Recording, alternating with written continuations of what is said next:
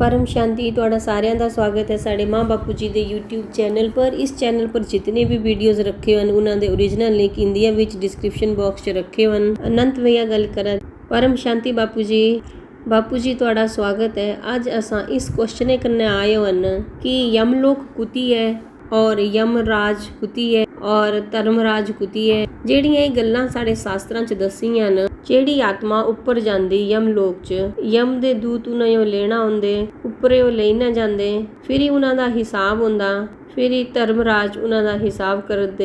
ਜਿਹੜੀ ਇਹ सिस्टम थी ये किस टाइम थी और कियां थी क्या थी ये संजो तुसा समझाई दिया प्लीज़।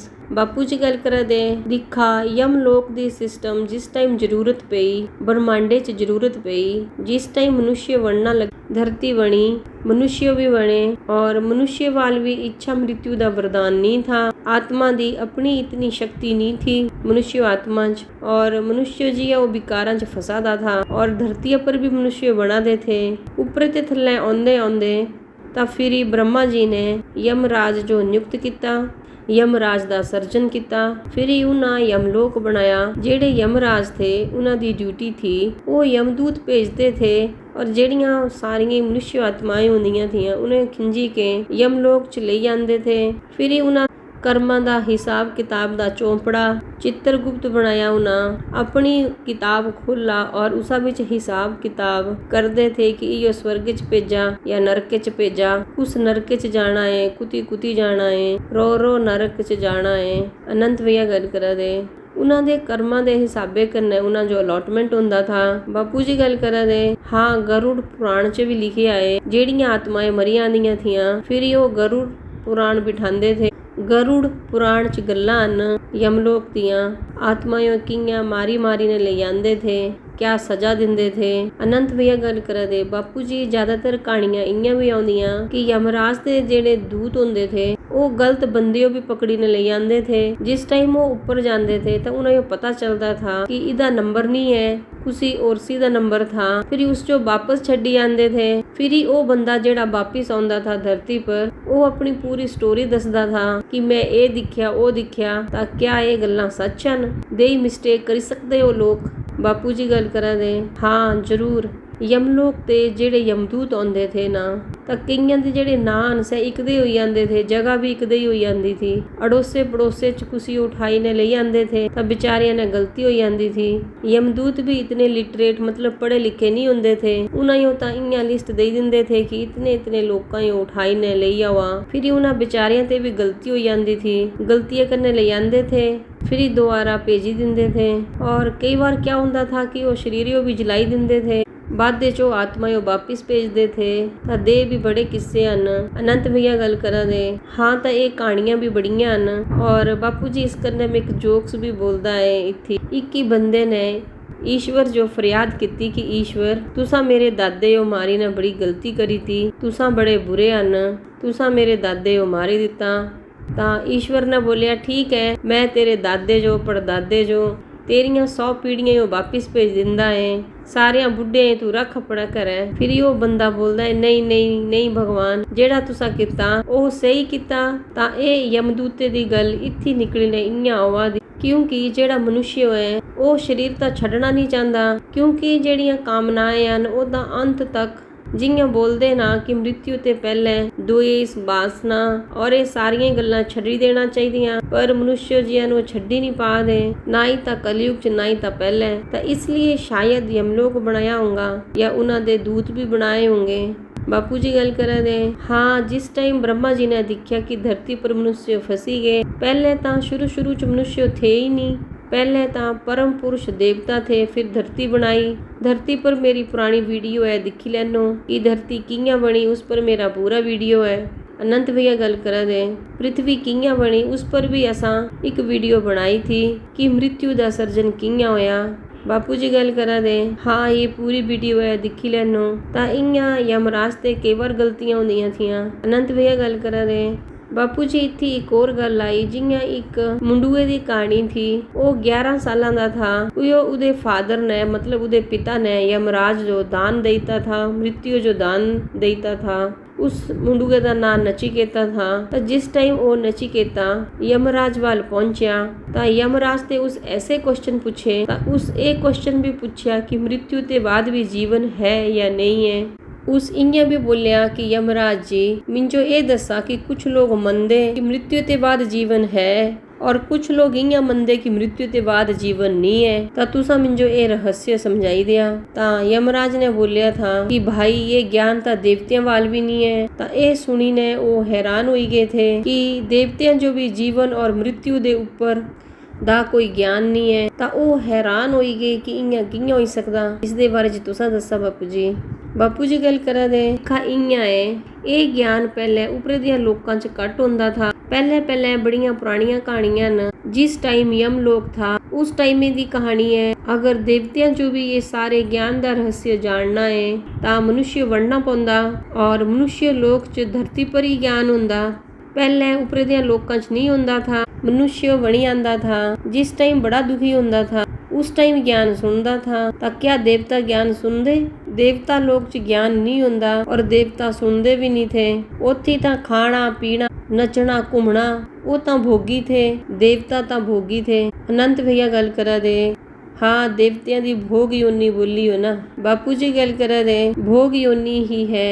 तो जिस टाइम वो मनुष्य बनी आंदे मनुष्य च आई ने जिस टाइम बड़े दुखी होंदे फिर ही ज्ञान सुनदे फिर ही ज्ञान दे पीछे जांदे फिर ही कहानियां सुनदे ज्ञाने दियां फिर ये सारे पुराने वेद पढ़दे फिर ही परमात्मा जो याद करदे फिर ही दुखे ते छुटकारा पाने वास्ते परमात्मा जो अलग अलग देवतियां दी आराधना करदे। अनंत भैया गल करा दे बापू जी इत्थे उन्हां जो ये ज्ञान नहीं होया कि जीवन मृत्यु ते परे क्या है। क्योंकि वो आत्मा जिस टाइम देवता भी धरती पर आई ने मनुष्य बनी है तब मनुष्य बनने ते बाद सब कुछ मतलब माइंड ता जीरो हो जांदा।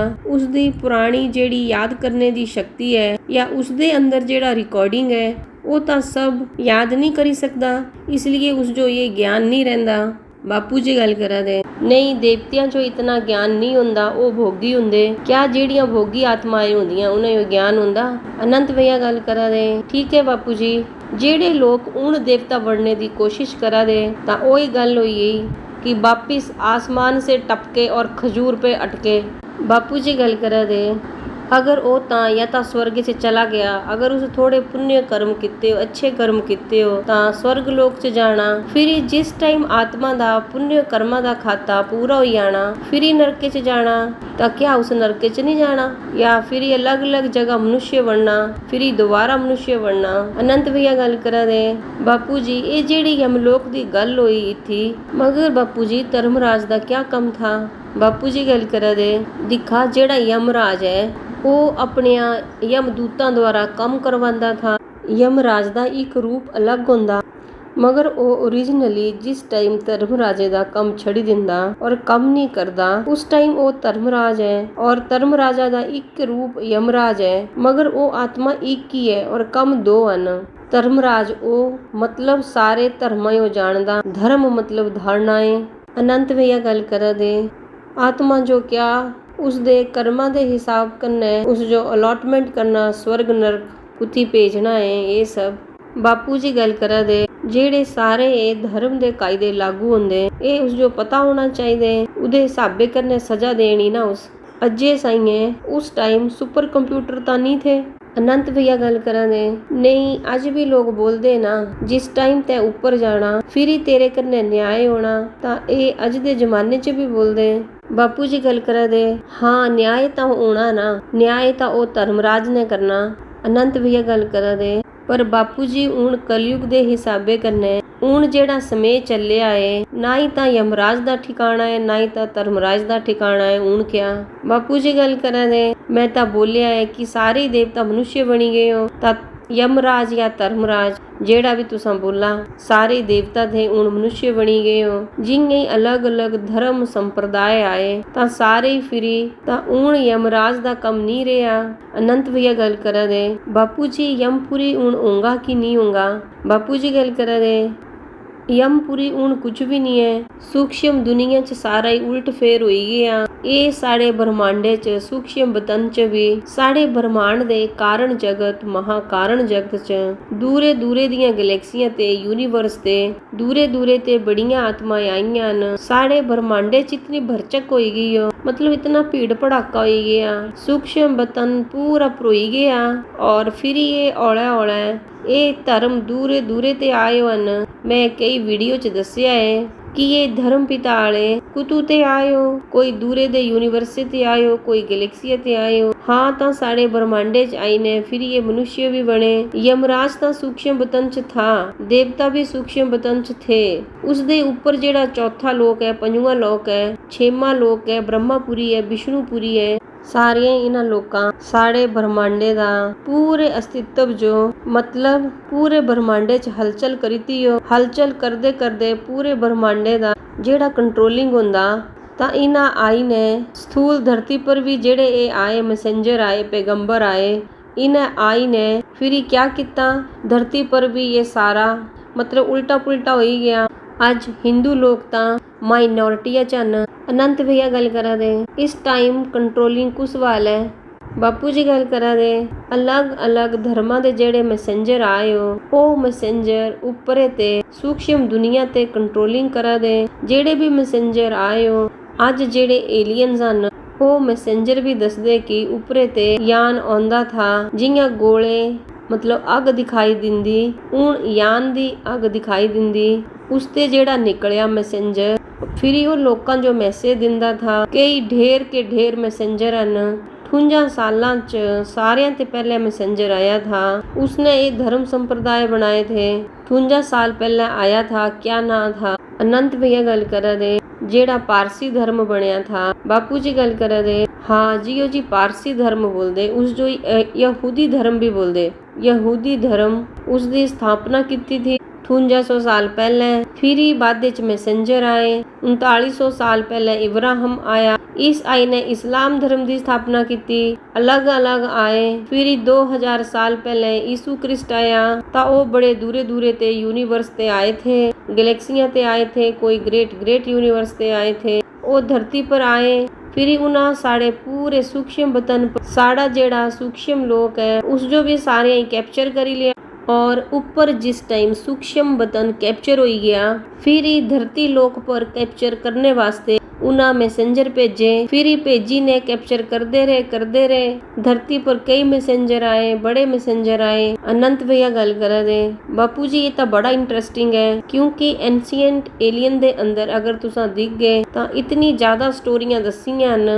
कल ही मैं एक वीडियो च दिखा था कि इंग्लैंड दे आस पास कोई दई जगह है, ਉੱਥੇ 30 ਫੀਟ ਦੇ ਪੱਥਰ ਹਨ। ਫਿਰ ਉਹਨਾਂ ਪੱਥਰਾਂ ਨੂੰ ਮਤਲਬ ਇੰਨਾ ਤਰਾਸ਼ੇ ਆ। ਬਾਪੂ ਜੀ ਗੱਲ ਕਰ ਰਹੇ ਗ੍ਰੇਨਾਈਟ ਦੇ ਹੋंगे। ਅਨੰਤ ਭਈਆ ਗੱਲ ਕਰ ਰਹੇ ਹਾਂ। ਔਰ ਉਹਨਾਂ ਜੋ ਦਿਆ ਮਨੁੱਖ ਦਾ ਸ਼ੇਪ ਦਿੱਤਿਆ ਹੈ, ਕਈ ਲੋਕਾਂ ਜੋ ਤਾਂ ਮਨੁੱਖ ਦਾ ਸ਼ੇਪ ਨਹੀਂ ਦਿੱਤਿਆ, ਮਤਲਬ ਇੱਕ ਅਜੀਬ ਜਿਹੀ ਸ਼ਕਲ ਬਣਾਈ ਨੇ ਰੱਖੀ ਹੋਇਆ ਹੈ। ਔਰ ਉਸ ਜੋ ਆਸਮਾਨ ਦੀ ਔਰ ਦਿਖਾ ਦਾ ਇੰਨਾ ਦੱਸਿਆ ਹੈ। ਉਹਨਾਂ ਦੀ ਹਾਈਟ 30 ਫੁੱਟ 40 ਫੁੱਟ 50 ਫੁੱਟ मतलब इतनी है कि मनुष्य नहीं बनाई सकता। और जितने वो बाहर आन उतने ही वो जमीना दे अंदर भी आन। तां ये क्या दिखाने की कोशिश करा दे, ये क्या बनाया उन्हें। वो लोग ये दसदे कि इत्थे ते पूरा कंट्रोलिंग हुंदा या उपरे आलियां थल्ले दियां गल्लां दसदे। पता नहीं क्या स्टोरियां न, लेकिन जेड़ी ये जबरदस्त मिस्ट्री है इस समय उस जो कोई भी सॉल्व नहीं करी पादा। बापू जी गल करा दे एंशिएंट एलियंस जेड़ा दसिया है उस विच इयां दसिया कि जो भी मैसेंजर आए वो मैसेंजर भी सारे एलियंस ही थे। अनंत भैया गल करा दे हाँ वो तो ईश्वर जो भी एलियन बोल दे। बापू जी गल करा दे हाँ चाहे यीशु क्रिस्ट हो चाहे इब्राहिम हो जो कोई भी होवे, मुहम्मद जी आए, जो भी मैसेंजर आए वो सारे एलियन थे और दूरे दूरे ते आए साड़िया धरतिया पर। मगर धरती पर क्या आए किया आए मैं एक वीडियो च बोली चुके आए क्योंकि ऑलमाइटी अथॉरिटी साढ़े ब्रह्मांडे चाइने गुप्त भेष 198 करोड़ सालां ते कम करा दे थे निराकारी दुनिया च साढ़े ब्रह्मांडे दे परम धाम में। तां जिंगे इन्हां लोकां नूं पता लगा पूरे ग्रेट यूनिवर्स च G1 च G2 च G3 ਤਾਂ ਇਹ ਸਾਰੇ ਸਾਡੀਆਂ ਧਰਤੀਆਂ ਪਰ ਸਾਡੀਆਂ ਗੈਲੈਕਸੀਆਂ ਦੇ ਆਸ-ਪਾਸ ਚਾਰੋਂ ओर बड़े बैठी गए। साढ़े सोलर सिस्टम ते बाहरे दे जेड़े सोलर सिस्टम ਹਨ ਉੱਥੇ ਵੀ ਆਈ ਨੇ ਬੈਠੀ ਗਏ ਹਲੀ ਵੀ ਹਨ।